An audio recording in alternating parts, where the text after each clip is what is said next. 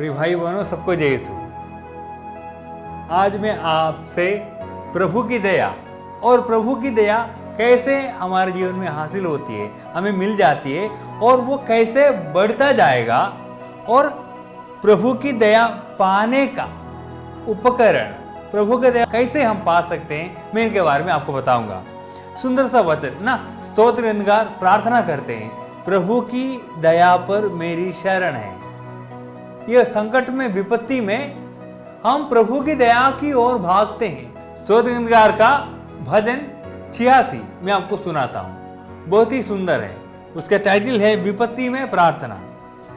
प्रभु मेरी प्रार्थना सुन, मुझे उत्तर दे, मैं दरिद्र और निसहाय हूं, मेरी रक्षा कर, मैं तेरा भक्त हूं।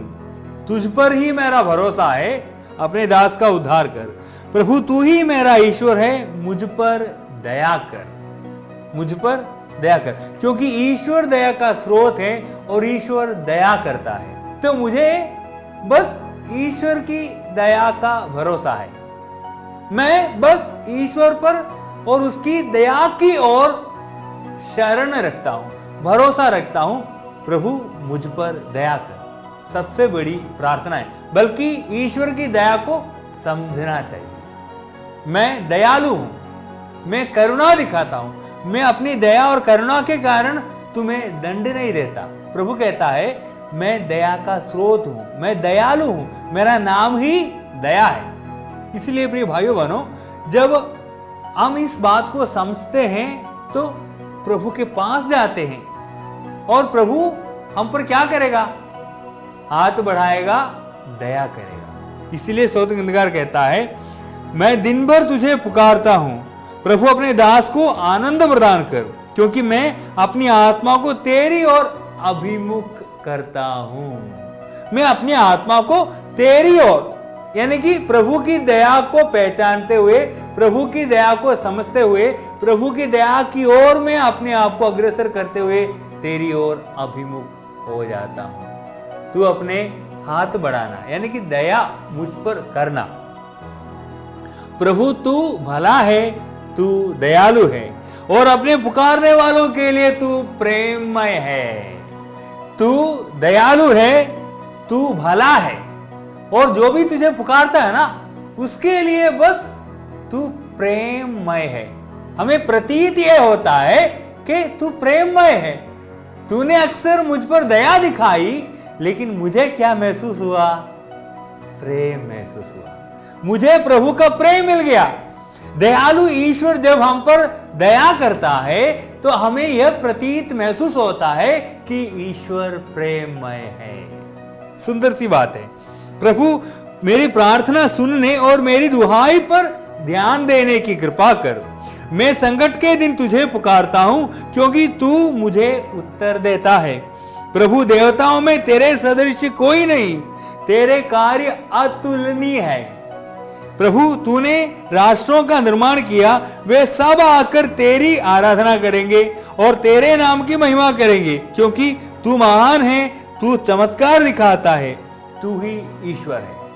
समस्त राष्ट्र पहचानने वाले उस ईश्वर का सबसे बड़ा गुण प्रिय भाइयों बहनों दया है। और प्रभु यीशु भी हमसे कहते हैं ना, दयालु बनो जैसे तुम्हारा स्वर्गीय पिता दयालु है। यदि तुम दया दिखाओगे तो तुम पर भी दया की जाएगी, दया नहीं दिखाओगे तो तुम पर भी दया नहीं किया जाएगा। वो सेवक जिनका ऋण माफ हो गया, लेकिन वो अपने ही दोस्त पर दया दिखा नहीं पाया। कर्जदार, वो उनका खुद कर्ज माफ कर दिया गया, लेकिन तुमने क्यों दया नहीं दिखाई? जो दया दिखाता है वो दया का पात्र बनते हैं। बाइबल में ईश्वर के दया को इब्रानी भाषा में 2 शब्दों के द्वारा वर्णन किया गया है। वो है हेसद और रहम। हेसद का मतलब है, मतलब मां के पेट का निचले भाग। That is what it means द्रवित हो जाती है ना मां अपने बच्चों को अपने पेट में संभाल, अपने दूधमुए बच्चे और अपने पेट के पुत्र को कैसे वो भुला सकती है? नहीं भुलाएगी। इसलिए प्रभु की दया उसी तरह है जैसे एक माँ अपने बच्चों पर प्रकट करती है, बच्चों को संभालती है। प्रभु की दया यह है कि वो भुला नहीं सकता, वो दूर नहीं कर सकता, वो हमको अलग नहीं कर सकता। और रहम, उर्दू में भी रहम, मुझ पर रहम करना, दया करना, है ना, ये दो शब्दों का प्रयोग किया गया है। ये हसद शब्द आप देखेंगे बाइबल में 190 से अधिक बार प्रयोग किया गया है कि यह बताने के लिए कि प्रभु दयालु है, यानी कि माताजी के गर्भ के पेट के निचले भाग जैसा। ये शब्द का मतलब वही है कि कोई भी इसे अलग नहीं कर सकता। माँ का प्यार माँ और बच्चा जानते हैं, है ना। इसी तरह प्रभु का प्रेम जिस पर प्रभु दया दिखाते हैं वे समझेंगे। उन्हें क्या प्रतीत होता है? प्रेममय है। जब प्रभु हम पर दया दिखाते हैं तब हमें प्रतीत होता है, हमें पहचानने को मिलता है, हमें मालूम होता है कि तू प्रभु, तू प्रेममय है, तू प्रेमी ईश्वर है, तू मुझे प्यार करता है। प्यार हम उन्हीं से करते हैं जिनके साथ हमारा रिश्ता है, मुलाकात है कि नहीं। हम दुनिया के सभी लोगों को जानते क्या? नहीं। हमारे रिश्तेदार, हमारे पड़ोसी, हमारे साथ काम करने वाले, हमारे साथ मिलजुल कर हमसे बात करने वाले, हमारे पड़ोसी, हमारे रिश्तेदार, उनसे ही तो हमारा प्रेम है ना। दुनिया के सारे लोगों से हम प्रेम नहीं करते हैं। जिससे हमारा रिश्ता है, जिससे हमारा संबंध है, हम उन्हीं से ही प्रेम करते हैं। तो जब प्रभु हम पर दया दिखाते हैं तो हमें महसूस होगा कि प्रभु हमें प्रेम कर रहा है, यानी कि प्रभु का और मेरा रिश्ता बना हुआ है, प्रभु का और मेरा संबंध गहरा जुड़ा हुआ है, यही महसूस होता है। शोक ग्रंथकार कहते हैं, शोक ग्रंथकार के शोक गीत में आप पढ़ेंगे अध्याय 3 के 31, प्रभु सदा के लिए नहीं त्यागेगा बल्कि वो भले ही पीड़ित करे, वो अपनी अपार अनुकंपा के अनुसार दया दिखलाता है। प्रभु भले ही पीड़ित करता है लेकिन वो सदा के लिए कभी नहीं त्यागेगा, वो हम पर अपनी अनुकंपा दिखाएगा। प्रभु की दया का सबसे बड़ा गुण यह है, प्रभु को दंड देने का अधिकार है तब भी वो दंड नहीं देता। इसी को दया कहते हैं। मुझे अधिकार है पिटाई देने का, मुझे अधिकार है दो भला बुरा शब्द कहने का, मुझे अधिकार है गुस्सा करने का, लेकिन मैं गुस्सा नहीं करता हूं। वही तो दया है। किसी को तो दया कहते हैं कि जब मेरे अधिकार में है कुछ करने का, लेकिन मैं अपने अधिकार का प्रयोग ना करते हुए दूसरों के सुधार के लिए मैं चुप रहता हूं या सह लेता हूं। यही तो दया है।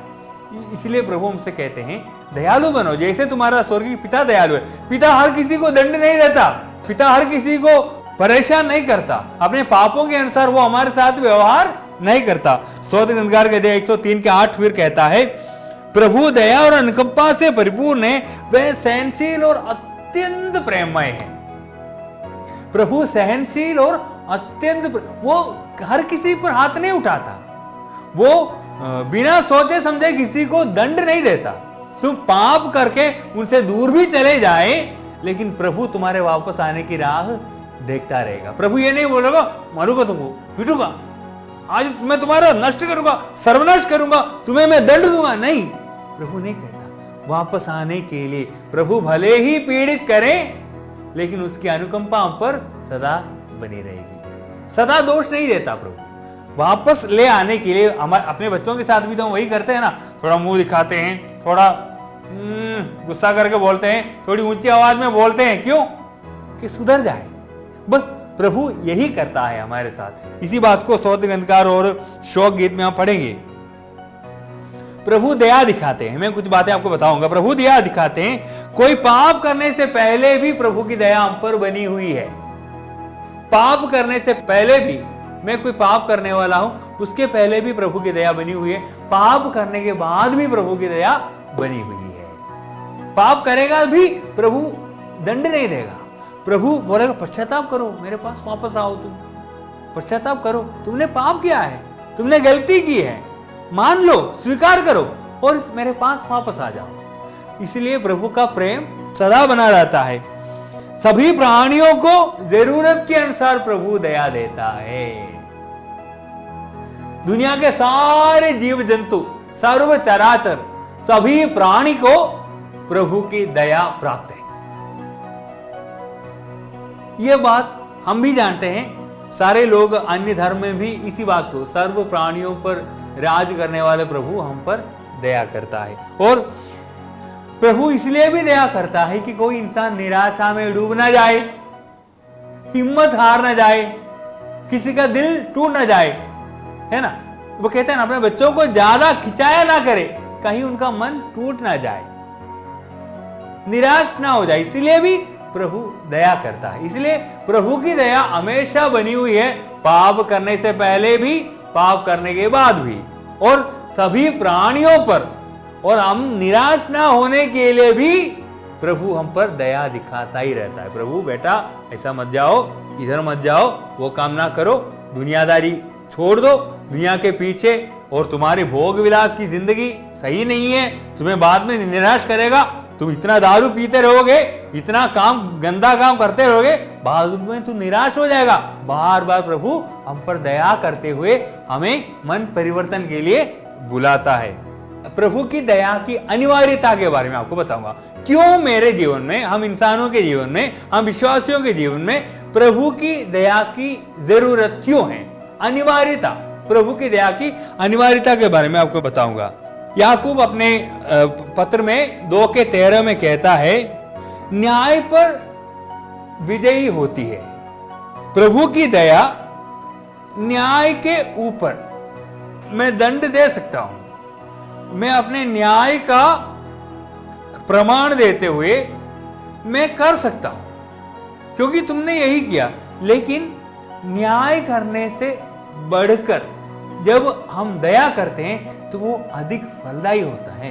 प्रिय भाइयों बहनों, यह अधिक फलदायी होता है। इसीलिए याकूब कहते हैं कि न्याय पर प्रभु की दया विजयी है। इसीलिए प्रभु न्याय नहीं करता, बल्कि दया दिखाते हैं। इसलिए प्रभु की दया की उपेक्षा नहीं करनी चाहिए। और पेतरुस अपने दूसरे पत्र में अध्याय 3 के 9-13 में आपको सुनाता हूं, बहुत ही सुंदर है। प्रभु की दया के बारे में पेतरुस अपने दूसरे पत्र में अध्याय 3 के 9 से लेकर मैं आपको सुनाता हूं। प्रभु अपनी प्रतिज्ञाएं पूरी करने में विलंब नहीं करता, जैसा कि कुछ लोग समझते हैं, किंतु वो आप लोगों के प्रति सहनशील है और यह चाहता है कि किसी का सर्वनाश ना हो, बल्कि सबके सब पश्चाताप करें। सामान्य तौर पर न्याय के आधार पर प्रभु यह कार्य कर सकता है, लेकिन प्रभु सर्वनाश नहीं चाहता, इसलिए देर करता है, विलंब करता है। प्रभु का दिन चोर की तरह आएगा। याद रखिए, हमको याद रखना चाहिए कि प्रभु की दया बनी हुई है, हम प्रभु की दया में जीवन बिताते हैं, लेकिन चोर की तरह प्रभु का दिन आएगा। उस दिन आकाश गरजता हुआ विलीन हो जाएगा, मूल तत्व जलकर पिघल जाएंगे और पृथ्वी तथा उस पर जो कुछ है वो सब भस्म हो जाएगा। यदि यह सब इस प्रकार नष्ट होने को है तो आप लोगों के चाहिए कि पवित्र तथा भक्तिपूर्ण जीवन व्यतीत करें, क्योंकि प्रभु की दया हम पर इसलिए बनी हुई है कि हम पवित्र तथा भक्तिपूर्ण जीवन बिताएं। हम अपने बच्चों को इसलिए डांटते हैं कि वे अच्छे भले सुधर जाए, है ना। इसलिए पेतरुस कहता है उत्सुकता से ईश्वर के दिन की प्रतीक्षा करें। इसलिए प्रभु की दया बनी हुई है। बल्कि याद रखिए, प्रभु का दिन चोर की तरह आएगा। आप जिस दिन इसकी प्रतीक्षा नहीं करते होंगे, आप जिस दिन इसका इंतजार में नहीं लगे रहते होंगे, उसी दिन प्रभु का दिन आ जाएगा और प्रभु अवश्य दंड देगा। यह भूल मत जाना। यह मत सोचना कि प्रभु की दया मेरे जीवन में अनंत काल तक मुझे, प्रभु की दया अनंत काल तक मुझे मिलती रहेगी जब मैं पवित्र तथा भक्तिपूर्ण जीवन और उत्सुकता के साथ ईश्वर के कार्यों में लगे रहते हैं। यह भूल मत जाना। यह मत सोचना कि प्रभु की दया अनंत काल तक मुझे, प्रभु की दया अनंत काल तक मुझे मिलती रहेगी जब मैं पवित्र तथा भक्तिपूर्ण जीवन और उत्सुकता के साथ ईश्वर के कार्यों में लगे रहते हैं। उत्सुकता के साथ ईश्वर के कार्य में लगे रहना, भक्तिपूर्ण जीवन बिताना और पवित्र जीवन बिताना। अगर ये नहीं किया तो चोर की तरह प्रभु का दिन हमारे ऊपर आएगा और प्रभु हमें विपत्ति का जल पिलाएगा। प्रभु हमें विपत्ति का जल पिलाएगा। और आगे लिखा है, उस दिन आकाश जलकर विलीन हो जाएगा और मूल तत्व ताप के कारण पिघल जाएंगे। कहता है ये होने वाला है, ये होएगा। हम उसकी प्रतिज्ञा के आधार पर एक नए आकाश तथा एक नई पृथ्वी की प्रतीक्षा करते हैं जहां धार्मिकता निवास करेगी। प्रभु की दया इसलिए बनी हुई है कि एक नई आकाश और नई पृथ्वी की सृष्टि हो, एक नई आकाश और नई पृथ्वी की सृष्टि हो और हम प्रभु के साथ प्रभु की दया में अनंत काल तक जीवन बिता सके, धार्मिकता का निवास हो। इसीलिए प्रभु हम पर, प्रभु की दया अब सब प्राणियों पर, सारे मूल तत्व पिघलने वाला है, विलुप्त हो जाने वाला है, नष्ट हो जाने वाला, समाप्त होने वाला है, ये सब होएगा। उसके बाद प्रभु की दया नहीं रहेगा, उसके बाद प्रभु न्याय करेगा। लेकिन अब पेतरुस कहते हैं न्याय के ऊपर प्रभु की दया विजयी है। अब दया का समय, दया प्रभु बरकरार रखता है ताकि प्राणियों का सर्वनाश और विनाश ना हो, बल्कि वे धार्मिकता में वापस आए, धार्मिक जीवन बिता पाए। सूक्ति ग्रंथि का अध्याय 29 के 1 कहता है, जो व्यक्ति बहुत डांटे जाने पर भी हट करता रहता, वो पलक मारते ही नष्ट हो जाएगा और उसका उपचार नहीं होगा। जो आदमी जिद्दी होता है ना, हट करता रहता है, हट धर्मी बना हुआ है, बार बार डांटे जाने पर भी, कहता है पलक मारते ही वो नष्ट हो जाएगा और उसका उपचार नहीं किया जा सकता। कि अब प्रभु की दया बनी हुई है, धार्मिक बनो, उत्साह के साथ पवित्रता और उत्साह के साथ प्रभु के नियम का पालन करने की चेष्टा, कोशिश करते रहो। बाद में पलक मारते नष्ट हो जाएगा, उसका उपचार नहीं किया जा सकता, उसका सुधार अभी संभव नहीं है। तीतुस के पत्र में पौलुस लिखते हैं अध्याय 3 के 5 में, उसने नवजीवन के जल और पवित्र आत्मा की शक्ति द्वारा हमारा उद्धार किया है। उसने हमारे किसी पुण्य के कारण ऐसा नहीं किया, बल्कि इसलिए कि वो दयालु है। प्रभु की दया अब बनी हुई है, इसलिए नवजीवन के जल और पवित्र आत्मा के शक्ति से उसने हमारा उद्धार किया है। समझिएगा, हम कुछ और गहराई से, करीबी से प्रभु के वचन की ओर जाते हैं। नवजीवन के जल से और पवित्र आत्मा की शक्ति से आपको अपने पास बुलाने का कोशिश कर रहा है, कोशिश किया, क्योंकि प्रभु दयालु है। नवजीवन का जल क्या है? निकोदेमुस प्रभु के पास आया ना, पूछा ना क्या करना चाहिए, नवजीवन प्राप्त, नित्य जीवन प्राप्त करने के लिए मुझे क्या करना होगा, स्वर्ग राज प्राप्त करने के लिए मुझे क्या करना होगा?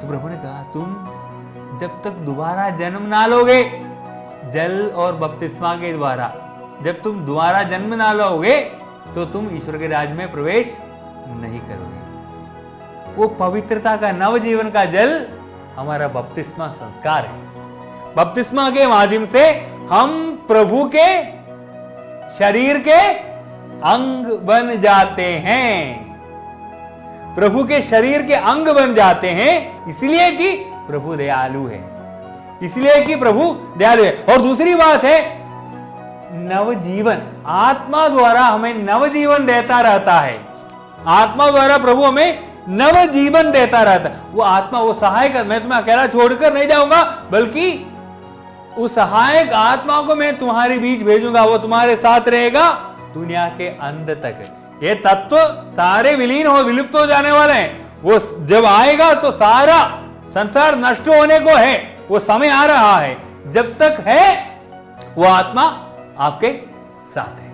ये प्रभु क्यों करता है? दो बातें विशेषकर ध्यान दीजिए, नवजीवन का जल और पवित्र आत्मा की शक्ति से वो हमारे ऊपर कार्य करता रहता है, क्योंकि प्रभु दयालु है। यानी कि प्रभु इन दो बातों के, इन दो माध्यम से हम पर दया करता है। प्रभु की दया पापों की क्षमा और हमारी मुक्ति के लिए बनी हुई है। और करीबी से हम जानेंगे, दो बातें मैंने बोला, साधन है। साधन क्या है? नवजीवन का जल और पवित्र आत्मा। नवजीवन का जल यानी कि बपतिस्मा का जल, और वो साधन है। और हमें मार्ग है ना, रास्ता क्या है, कैसे अपना सकते हैं? वो है पापों की क्षमा द्वारा और हमारी मुक्ति का साधन बनकर।